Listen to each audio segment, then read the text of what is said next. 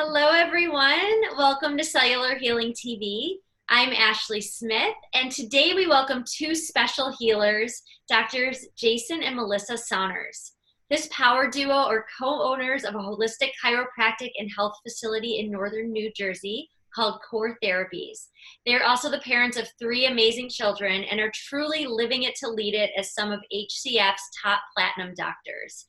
They are here today to discuss hyperbaric oxygen therapy, otherwise known as HBOT, and will share their mission around this amazing healing modality that they implement in their practice as well as in their own lives. So let's get started and welcome Dr. Jason, Dr. Melissa, and of course, Dr. Pompa. Welcome all of you. Thanks, Ashley.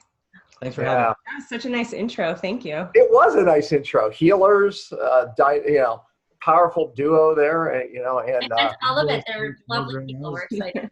Yeah, and we may even be blessed by one of those little angels she talked about popping up. There's a little angel over there. You told me so. If we're blessed by that, we get blessed by my dogs every once in a while. Just uproar. So who knows? Never disrupt cellular healing TV. I love this topic, oxygen therapy, whether it's ozone, but oxygen, because, when people start to not feel well, one thing across the board is that they're lacking cellular oxygen in some aspect, hypoperfusion. And matter of fact, we even do the toxicity tests where we're looking at a visual contrast test. And the reason toxic people fail that is because hypoperfusion, meaning lack of oxygen to the nerve. And the one nerve we can measure is the optic nerve. And, so obviously there's a lot of reasons for that, but oxygen therapies have been around a long time and have really progressed. So let's start there. What the heck are we talking about? HBOT, hyperbaric oxygen therapy. So let's keep it very, very simple. What does that mean, guys? Yeah, so exactly what you said. Oxygen is just a very fundamental, I look at it as a nutrient. So it's just a very fundamental nutrient every cell in our body requires to just function normally, let alone to heal if there's some sort of issue. And then there's multiple different ways to deliver oxygen, whether it's just sitting here like we are breathing, having this conversation, or, and we could talk about some of the others like ozone or EWOT, and then there's hyperbaric. Mm-hmm. So just very specifically and super basic, hyperbaric literally means increased pressure. And so you're basically placed in a hyperbaric chamber, which is a pressurized environment. And as a result of that pressure, it creates an increased gradient. And then that allows us to absorb higher amounts of oxygen as a result of being inside that pressure. Maybe it's worth explaining why people would lack oxygen in the cell and the nerve before we even get into, more of like why this is so helpful and what it does for different conditions. So, we kind of get that, but let's start there. Why is this occurring in so many people? So the amount of conditions it's virtually endless. It's all about microcirculation. So in order for us to get oxygen under normal physiology, oxygen's carried in the red blood cell. Our red blood cells are virtually 100% saturated or close to it. And then as long as we can get red blood cells into a capillary, which is microcirculation, and that allows that gas exchange, we can get oxygen to whatever tissue we're trying to get it to. So, yep. But why do so many people, even without being diagnosed, have this problem of lacking the oxygen getting into their capillary, getting into their cells? What do you think is going on there? So literally with like every type of, you name it, toxicity, mild trauma, whether it's, physical trauma, TBI, concussion, improper nutrient density. You name it. Step one, there's a chronic inflammation cascade that we talk about a lot when we're doing lectures. And the beginning of that cascade starts with tissue damage, which is ultimately, again, from all these different sources. But as soon as there's tissue damage, there's microcirculation damage. As soon as there's microcirculation damage, the ability to deliver oxygen to the cell or to actually pull waste products away from the cell becomes hindered. And that's, to me, that's a lot of where the beginning of that chronic inflammatory process begins. Yeah, it's true. There's also the two different ways to look at it. So we're not just using it for a lack of oxygen situation. We're also using it, as Jason mentioned and as you brought up, for the powerful effects it has as far as inflammation, detoxification, mold toxicity,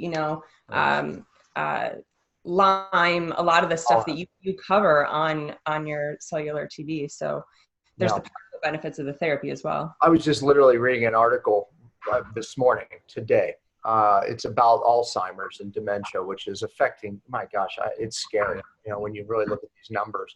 And the article was really focused on the fact that this amyloid plaque theory has been disproven, and yet there's so many billions of dollars behind it and medications, et cetera, that they're not letting go of it.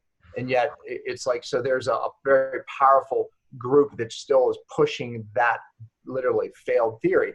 The real theory is exactly what we're talking about.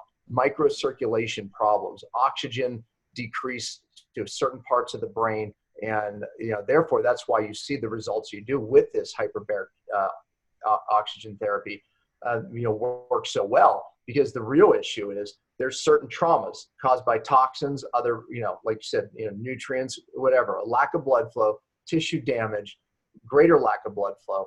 And now that can lead to inflammation in the real cause of Alzheimer's and dementia. So I think that many people watching this, the first sign is simply brain fog, right? It's like, and that's why when they do this therapy, they go, oh my gosh, it's like, I can think. Well, we just really just improved that capillary and that oxygen flow into the brain. So Right. what other conditions are you seeing that like, hey, look, this is a game changer for?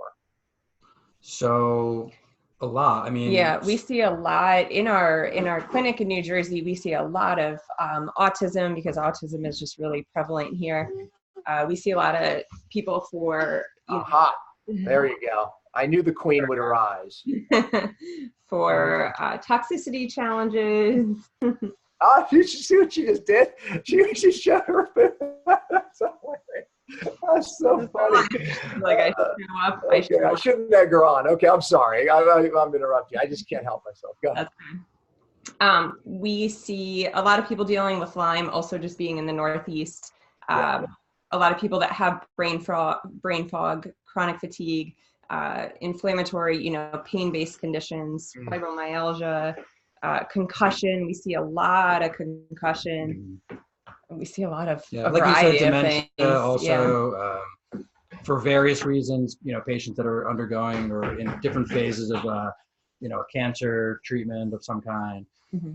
So, there's a very broad base, but again, it's not that, hyperbaric gets almost a bad name because people say, well, you can't have one thing that cures so many different conditions. And that's not what it is. It's not doing that at all. It's not curing anything.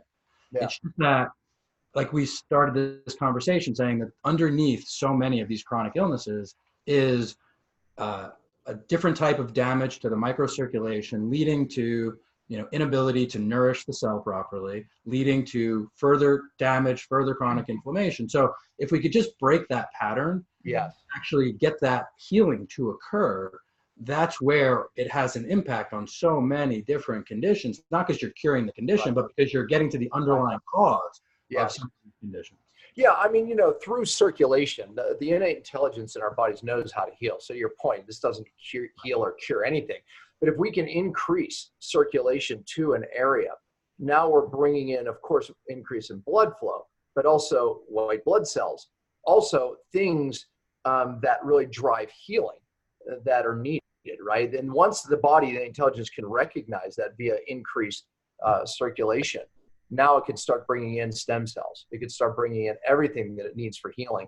And the body's ultimately doing the curing and healing. So really, that's why, to your point, that's why we can talk about this one thing as helping so many conditions without sounding like, snake oil salesman. Exactly. Yeah, and that's part of why we have so much passion around it. It's so congruent with our philosophy, and our belief in the power of the body. Yeah. We, as you believe, like the body can self-heal and self-generate, but we're just giving the body extra amounts of what it needs. The fuel source is similar to fasting. Like we're just helping you tap into our natural potential, and the body does the rest. It's so simple. Now, you all are platinum doctors that, are on our team of, cellular detox docs, and the platinum is that level that you're very trained in all of the things that we're so passionate about, right? Obviously, cellular detox, fasting strategies.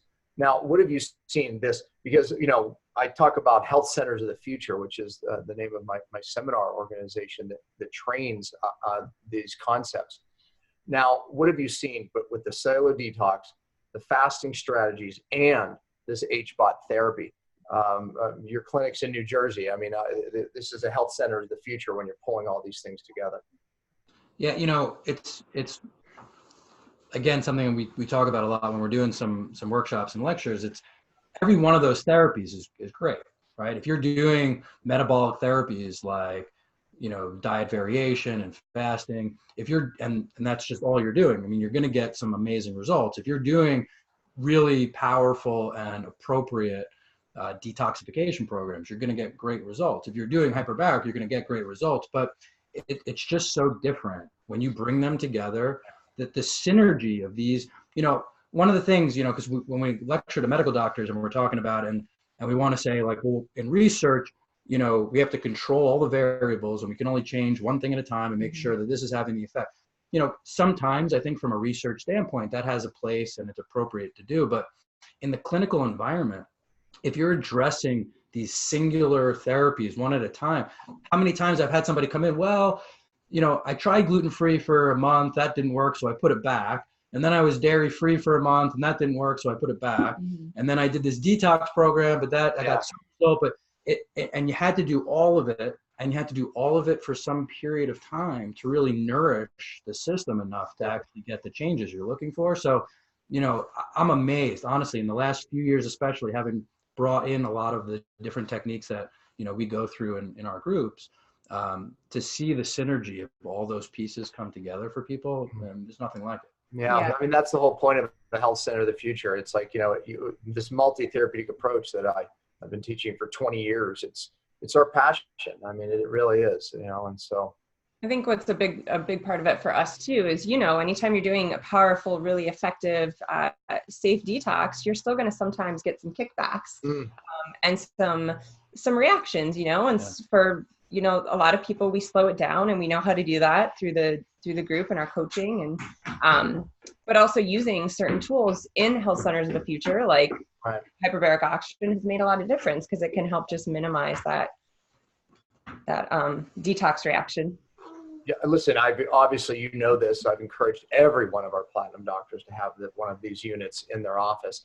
Let's talk about what it looks like. I mean, do you have one near you that you could spin the camera around? I mean, can we? Because some people have no idea what we're talking about. Honestly, I want to give them a visual. If you have one, hold up a picture. I mean, anything, whatever you have available to you, and then you can start talking about the actual process. What does it look like when we talk about doing this? How long does somebody have to be in there? And like, what's going on when they see this device? Like, what is going on? Okay. Yeah, we can definitely. Jason's looking for a picture right now. We're in our home office. I should have prepared you for that. Yeah, you're in your home office. Okay. So our stuff's not right here, the hyperbaric machine, but we'll make sure you guys have pictures in the postings and things like that. But essentially, for this purpose, we'll talk about soft chamber. So there's soft chamber and there's hard chamber. A lot of people that are, seeking out hyperbaric for the first time tend to go in what's called a soft chamber. They're usually about 7 feet long, Jason. Yeah. Is that the right length? And then you lay in this inflatable area. It's nice and comfortable. It inflates over about 5 minutes.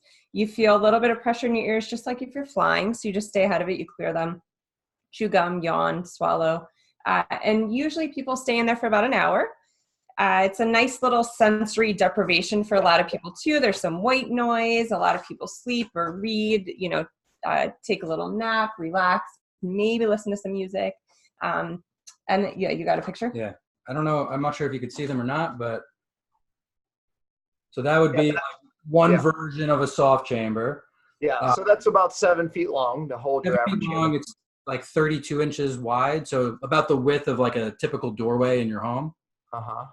A soft chamber a hard chamber looks a little bit more like that. So, and that's actually significant. It's the same length. It's about 7 feet, but it's 42 inches in diameter.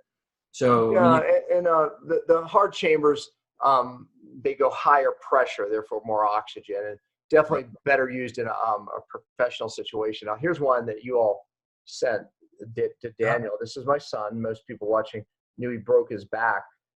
This I used in one of my PowerPoints to show the different treatments we did to get him healing, remarkably, by the way. I mean, to everyone's amazement. But there he is in the chamber.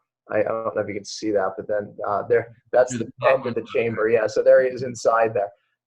Anyways, that's, it was such a blessing because we know that increases the healing capacity, really sped up the healing. So thank you for that. And I got to see it firsthand and experience it, firsthand myself. So it was a real experience, I'll tell you. So go ahead. It's good too, I think, to mention, and like you showed those windows, it's nice and light in there. I do feel that, a handful of people, when they hear about hyperbaric oxygen and they're curious and they're wanting the benefits of it, sometimes we hear people being concerned with claustrophobia. Mm-hmm. So I want to address that because I would never want that to prevent someone from getting. Well, I'm actually slightly claustrophobic because I had on my football team, I was piled up on everyone, piled up on me, and since then I've been claustrophobic. I had no problem with it. Because I right above me was the zipper. What I'm saying? I mean, meaning that I could stop it, open it up at any time myself, and as long as my brain knew that, I didn't feel constrained. So I think that's the most exactly right. When we show people that, one, there's a lot of room in there. Two, you have full control. Yeah. Right. You have windows, you have zippers, you have valves. From the outside, we can control it. From the inside, you can control it. And as soon as you know that there's a way out, you could open the door, basically, so to speak. It does calm most people's concerns that way. And so just like anything, working with a provider that knows that and, walks you through in a slow way so that you feel a sense of control and safety, people are totally fine. Yeah. How long do you have to stay in to get a benefit? Yeah, so it depends the goal. I'd say clinically, the majority of people do about an hour. There are times where it's more appropriate, like a pre-workout, or you want to, in some cases where you're doing like neuro rehab, where you might want to just increase oxygen to the brain to get through like an exercise rehab kind of a thing. You might only do closer to 20 to 40 minutes. Mm-hmm. But from a typical healing and recovery standpoint, the majority are 60 minutes. And then sometimes if we need if we need to do a lot of sessions over long periods of time, we'll have patients either do 60 minutes twice a day or even 90 minutes at a time inside the clinic or at home if they're doing home therapy. So it ranges a lot, just depending on the goal. God bless. Had to sneeze. Anyway, so I think the next question, first of all, hold up your book because we're asking a lot of questions. I'm asking a lot of questions. We're not prepared. Oh, I thought you had it out. Yeah, no. So the ebook just came out 3 days ago, so it is out. Well, give the name of your book because they can start there. So name of the book is Oxygen Under Pressure. It is out, like I said, the ebook's out, and then the paperback comes out in about 2 weeks. Yep, so you can go on Amazon now. If you just type in Oxygen Under Pressure, you can go ahead and order the digital version. Yeah, right. Perfect. Yeah, no, that's good because I'm sure there, you have so much more in there about this topic. I think the other question my viewers are wondering is, okay, I want to do this. I want to try this. Where and how do they find out more, or how can they find a clinic or somewhere to get one of these units? So right now, as powerful as it is and as helpful as it is, there really aren't that many clinics, unfortunately. So there's still a lot of we still have people who travel easily, 2 hours. So we have our clinic in New Jersey. We have another clinic outside of Philly. And equidistant, it's about a little over 2 hours away. People travel equidistant from both of those because that's literally how far away most clinics actually are. And that's part of our mission. We're trying to get these in more practitioners' hands and educating them on how to use them. But for now, the book is a really good resource for people to understand how it works and why it works and to see if it's a fit for them.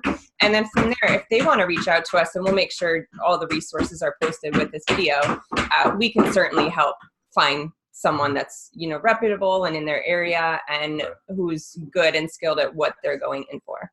Yeah, because there is the protocol is a big part of it, of it working for people correctly. So, having people reach out to you is a great idea because you can point them in the right direction. Jason, we typically we'll help depending on what people's issues are, or if it's a clinic looking to, build a business and, treat patients around it. We typically will help them develop initial protocols, but also the thought process behind the protocol so that ultimately they understand, why we would recommend this or that or the other for a particular case. And we do get a lot of doctors that watch this. So if they're interested in putting this in, you're the guy around the country that does this. You travel a lot with it.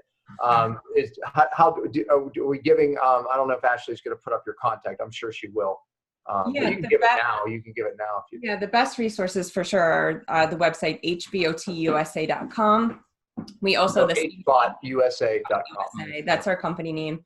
And then we recently started a YouTube channel with the goal of educating people on hyperbaric, both practitioners and the public.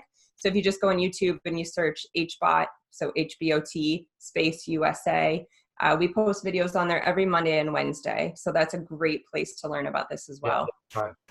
Yeah, perfect. Appreciate that. You can always, you can email us too, just support@hbotusa.com too. So if you're looking for a clinic near you, or if you wanted information on how to get home therapies or start a clinic, whatever those questions might be around all of this, I get a lot of emails. I'm happy to answer them. So it's great. Like you said, we travel a lot. We definitely, we have a really fun life, really busy life. As you mentioned, we've got 3 kids. Our office in New Jersey is packed and full and fun, and we're opening clinics and traveling to speak on hyperbaric. But it's such an important mission to us because the miracles that we see in our office every day are just crazy. And parents that are getting their life back because their kids are getting well again. Or Dr. Pompa, as you went through with your struggles, like when you get your life back as a parent, how that changes your family's life. So, it's a lot of work and it's fun, and we're so committed to it. And, we're pulled to this because of what we see in people's lives and what's going on. And it's such a congruent, amazing therapy, and just helps the body work better. So yeah, no, I love it. Listen, Melissa, people learn from stories. Tell your story, because you had Lyme. Obviously for you all to get so into this, it affected your life, right? Just like everything we do, right? Pain to purpose. And and then even tell some stories just from the clinic, that you've seen, because I think that inspires people the most and gets people to take action. Yeah, definitely. It was like 2 years ago, I think, at this point. So again, we had the 3 kids. Kaya was a year old. So we had a 4 and a 6-year-old as well. And I got hit like hard from nothing to down and out with a neurological form of Lyme. I literally felt like I lost my mind in the midst of busy practice and busy parenting and breastfeeding and up all night, and struggled to find my way to our office, which is 2 miles up the road. Couldn't remember our kids' friends' names that spend a lot of time at our house, like literally lost my mind overnight. And so it was really scary. And at the same time, thankfully, we have access to these tools. So, we had just pretty much started our relationship with you guys as well. So jumped right into ketosis and fasting and detox, and the hyperbaric, I think, really sped things along. I literally I felt like I had cobwebs in my brain and like I couldn't connect the dots. And I literally felt like someone was vacuuming that out of my brain when I was in there. So I really attribute it to me getting my life back for our family very quickly. Yeah. So I'm super passionate about, helping people with Lyme, especially. Yeah. What are some other conditions in your office stories, that? So, we started with this 12 years ago, and we started because I herniated a disc in my back, and had drop foot. And then, 18 months later, back was fine. I was working again, treating patients, but I never got the function back in my right foot.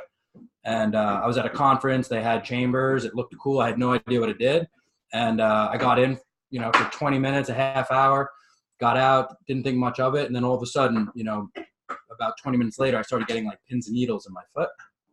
And I was like, whoa, am I feeling that because of that chamber? So I went back, talked to the guy. I ended up doing about 8 hours in the 4 days that we were in Vegas at that time at that conference. And I had left there with about 20% recovery of that neuropathy. And that's really why we bought that chamber, because I was like, this is the only thing that's changed my, the neuropathy in all this time. And I was doing a lot of nutrition. I was doing exercise. We were doing chiropractic, all kinds of things to help, but it was kind of stuck. Again, microcirculation damage, right? Because of the disc and the inflammation. So that was like a massive recovery there. Mm-hmm. Our second patient was my stepfather. He had MS. So he was diagnosed with like a primary progressive MS. And so we did 40 dives in 40 days, and he had massive changes in my head. I said, well, I had a neuropathy. It's a totally different mechanism, but MS is some type of neuropathy. So, there must be some connection here. So we did that, and he had amazing change. He got his gait back. He started doing stairs again, got his balance back. 12 years later now, they had to change to relapsing remitting because it wasn't primary progressive. And, he's doing great. He still gets around, really, really well. So our next patient was a stroke patient, 8 years post-stroke. And all she wanted to do was, improve her mobility a little bit. But she started driving again. She started reading. Like, she couldn't read because she lost, partial vision in her left eye. She was able to read again. So it goes on and on. We have kids that, say their first words to their parents. Like kids that have been diagnosed with autism, have had injuries. Yeah. So there was one gentleman, he was one of my favorite guys. He came in, he had a mild stroke as well, and had lost his driver's license. And, just his sense of independence and control, and a big part of his life. And he did 4 sessions, and he was so cute. He came in, we have this adorable picture of him like jumping with his driver's license, and it was 4 sessions. And so like the power of that, of, just getting your life back. I know I keep saying that, but that's what we hear all the time. Mm-hmm. Yeah.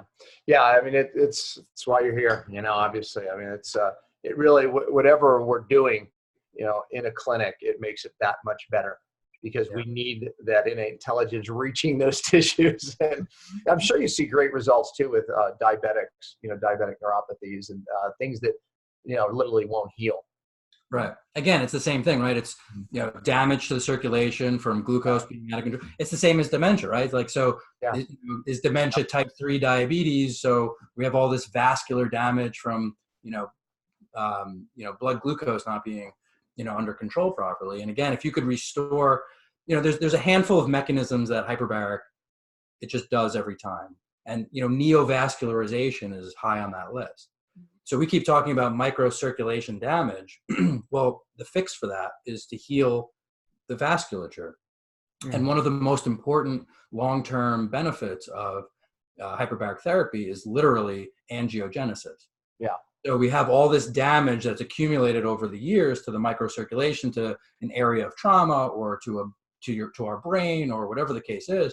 And as we continue to get these hyperbaric exposures, this extra oxygen, and it stimulates angiogenesis, we literally go back and heal and regrow new blood vessels. That's it. That's what I was going to say. That's what angiogenesis means. So it's not just, hey, the therapy's there, but literally as you do the therapy, you're growing new vessels. So you're getting permanent increase in circulation into those tissues. Right. So good point. Explain why it works so well for infections, Lyme being one of them, but really it can help with candida. It can help with parasitic infections, pathogens in general. Explain that to people, because I think that they get the increase in circulation, but how does that translate into a better immune system, or at least pathogen killing? Sure. There's a few mechanisms. So one mechanism is that a lot of the pathogens are anaerobic. So many pathogens exist in these either very low or no oxygen environments. In fact, they even build these biofilms, right? We talk about biofilms all the time. and the biofilms protect them from, let's say, medications or herbs or things like that. But the biofilms also help maintain this very low oxygen environment. So one pathway is you're literally massively increasing the oxygen exposure of your body, which is upregulating the oxygen exposure to these bugs, and they just can't live in that high oxygen environment. So that's one mechanism. Another mechanism is that, again, there's like 10, I go through it in the book, but there's like 10 different mechanisms by which hyperbaric works every single time a person goes in there. And so one of those is an upregulation of neutrophil and macrophage activity. So a lot of times, our immune system is like one of our most metabolically active systems. It requires an enormous amount of energy to continue to maintain, especially these chronic infections. So in order to keep rebuilding this, army of white blood cells to help kill these infections, oxygen is a critical piece of fuel for that pathway. So in order to keep the number of neutrophils and macrophages up, right? So chronic infections, we often see low numbers of white blood cells. So in order to keep those numbers higher, and in order to keep the activity of the neutrophil and macrophage very high, that requires an enormous amount of oxygen. And so by dumping this excess oxygen into the system, we're able to increase the effectiveness of our white blood cells. And then the third way goes back to, something similar to the first version, which is our microbiome. So our microbiome is such the critical piece of our overall immune system. And the majority of the healthy bacteria, the probiotics, so to speak, are either aerobic, like they require oxygen for function, or they're at least very oxygen tolerant. So while we're increasing the oxygen in the entire system, that makes it terribly uncomfortable or almost impossible for certain pathogens to exist.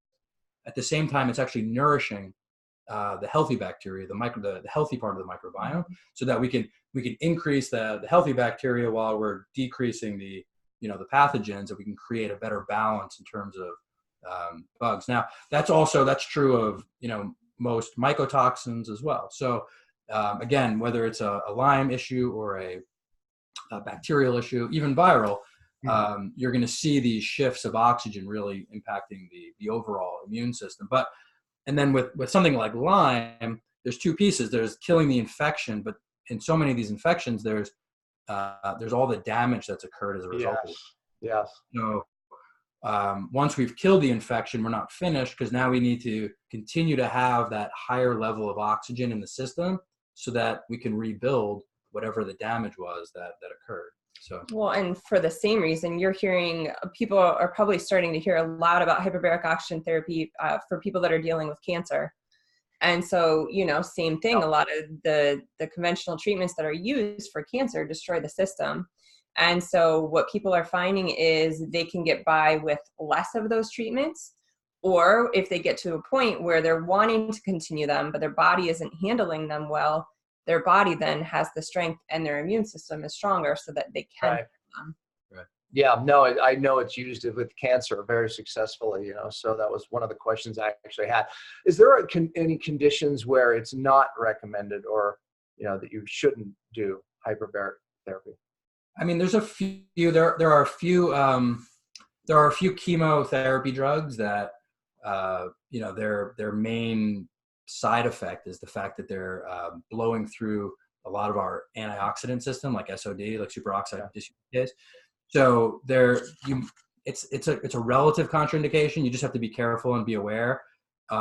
With people that are over-oxidized, you just have to know that and understand the condition behind it. So you might try to rebalance and pre-treat with some antioxidant use to kind of balance some of that oxidation. The only real absolute contraindication is like pneumothorax, like a blown lung.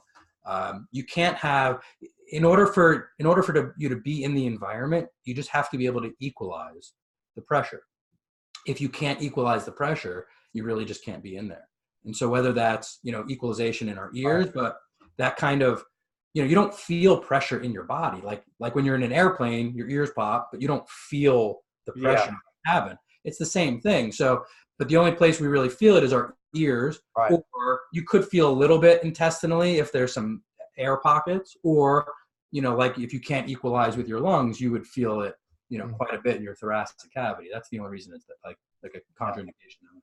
Yeah, I didn't feel any of that. Mm. Explain the difference. When would people need the hard chamber that goes to higher pressures and versus the soft chamber being okay? There's certain conditions where you'd say absolutely hard chamber. And I know those are harder to find because there's a little more complications. So maybe re-explain the difference and then what conditions would be right for each one. Okay, yeah. So I would say that soft chambers are basically, the limitations there is it's less pressure and less oxygen in term, like percentage wise.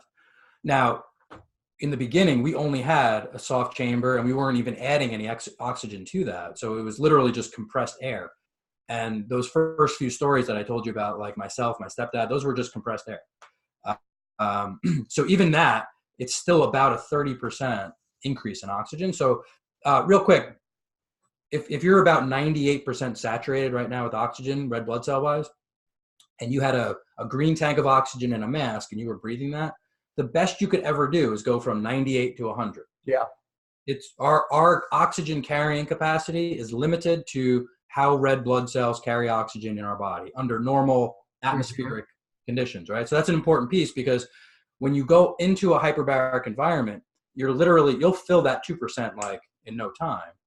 But what you're doing is you're actually dissolving oxygen into the plasma. So the plasma doesn't usually hold oxygen, red blood cells do.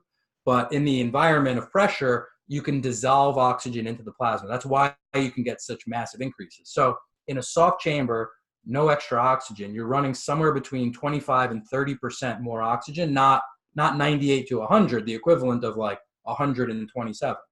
So that alone is pretty remarkable. If you add oxygen to that system, or as you get deeper and deeper in pressure, you create a larger gradient, which creates a larger amount of diffused oxygen. So in most cases, almost all, but certainly in most cases, even the soft chamber alone, you'll get there. But what you could have done maybe a little bit faster because you had more pressure or more oxygen, you're going to end up doing a little slower if you're limited by pressure, right? So the biggest thing is that an acute Lyme condition or a really bad acute infection. I mean, think about it. They use in a hospital, they'll use hyperbaric for gangrene. Yeah. Right? Really terrible anaerobic pathogen. And so hyperbaric is one of the solutions for something like that, especially if it's not, or MRSA even, if it's not responding to, traditional care. So same kind of thing. If it's an acute infection and you're really trying to have an impact on that infection, higher pressure is definitely does a better job faster.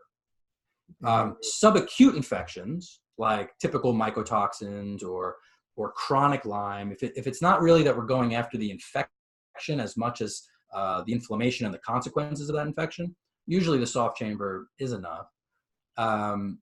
So the degree of whether you're going soft or hard chamber has a lot to do with how long you've had the condition, how acute the condition is, how severe the condition is, and then how quickly we have, how much time we have to kind of correct it, or your access to it. For somebody who can, come to our clinic in 10 minutes or not, sometimes it's like, just go to the clinic. It's easier. Yeah. For somebody who would drive 3 hours to get to the nearest clinic, okay, do some home therapy at lower pressure, but just do it more frequently so that you can get a similar response.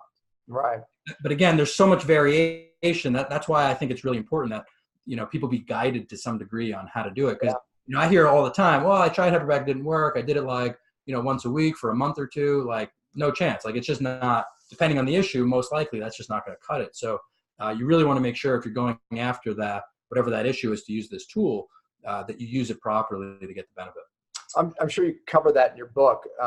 Melissa, you have something to say, but then after that, talk about some of the highlights of your book and really some of the other things that you covered in your book. Go ahead, Melissa. Yeah, well, about the book and about the pressure, the magic really is in the pressure. So at this point, you can access oxygen in a number of ways. You can even drink oxygen, which still kind of blows me away, the oxygen drink.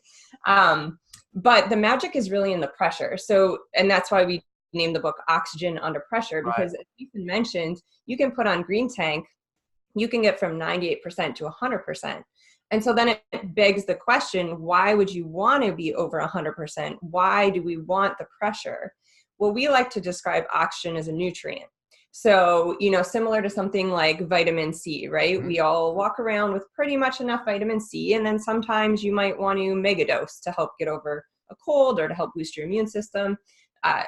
Oxygen does the same thing. So a lot of us walk around fine, but there's times where we might want to give the body just an extra boost to help do what it does naturally. And so that's where the pressure becomes important and the influx of oxygen. Mm-hmm. You can only get that benefit through pressure. Right. And so that's a lot, in the book too, Jason covers a lot of that. Like, why do we need the pressure? What does it do? How does it work from a scientific level for people that want to understand that depth? And then also just, keeping it really simple too for different conditions. How does it work for this? Why is it important? Yeah. Yeah. I mean, that's, so many people think like, hey, here's ozone. I love ozone. I think ozone is a fabulous tool and it has a very particular use. And HBOT is a great tool and it has a very particular use. Hyperbaric is a great tool, again, particular use. And so it's all about what's the issue, what's the goal, and how do we put it together? Just because they're oxygen therapies don't mean that they're working on the same system in the same way. Right. They're working on different systems in very different ways. And in particular, it's pressure that allows that massive increase in absorption. There's just no other way to get that level of absorption without implementing pressure. So, the book it's broken into two sections, basically. It's the first half is really about chronic inflammation, chronic illness, kind of the history of, how America or other industrialized nations too, but like just the road we've all been on where to so many degrees, longevity has continued to grow, right? Centenarians or, some of the largest population percentage growth folks these days. So we're getting this increase in longevity, yet we see quality of life suffering, terribly. Totally. And so why, so it goes into that, like, why are we even wanting longevity without quality of life? Yeah, I know. It doesn't make sense, right? So how do we help fill that in? How do we help grow quality of life to match longevity? And what are all the implications? Like, what are all the issues in our world that have led us to this chronic inflammatory, cycle? So it really breaks a lot of that down. It goes into how those things have created what would be considered an accelerated aging from a biologic standpoint. So even though we have longevity, which is chronologic aging, our biologic aging is much more accelerated than it should be. Absolutely, which is so true. Most people's cellular age, biological age, in other words, is much more than their actual age, which is sad. Because there's technology today like this that it literally doesn't have to be that way. Right. So then I go into what would be considered regeneration. How do we fill that gap? And for us, it's no secret. We use ketosis and fasting and other diet variations because that has a very specific effect on that exact same process. Absolutely. Right. We use red light therapy because it has a very, right? We use hyperbaric oxygen. We use detoxification because we live in this world, right? So when you combine that whole big picture, that's where stem cells, that's where that whole therapy lists. So we list through in the beginning of the second half of the book, it's like all the different therapies you should consider, and then some resources for how to get those. Yeah. But then ultimately we transition into the oxygen because there's great, you have a great book on fasting. There's great information on some of these other therapies, and I think there's just a lack of knowledge, a lack of understanding on hyperbaric. So the whole rest of the second half of the book is really just focused on what role does pressure and pressurized oxygen have on that whole process. What does it mean? How does it work? What's the science behind it? And then the research on different conditions that it helps people with. Yeah, no, it's awesome. It's such an underutilized and so simply effective therapy. It's insane. And so again, it's why we're just committed to spreading the word on it. Yeah. I appreciate it. I appreciate you coming on Cell TV. Appreciate you being a health center of the future, which you are, as you just described. We have an answer, don't we, to what the world needs. I mean, and again, we're not ever putting one thing on it, right? I mean, it's putting it all together, I think, is the brilliance that we do. And I appreciate you being on that mission with me, that's for sure. And I appreciate you spreading this knowledge because, again, it's a piece of the puzzle. As we look at so many people don't feel well, can't get well because they don't have enough oxygen at the cellular level, can't get that innate intelligence into those damaged tissues. You know, this is part of the answer. You have to fix the cell to get well, Doc. I'm so glad you reminded me of that. We're on our third outfit change.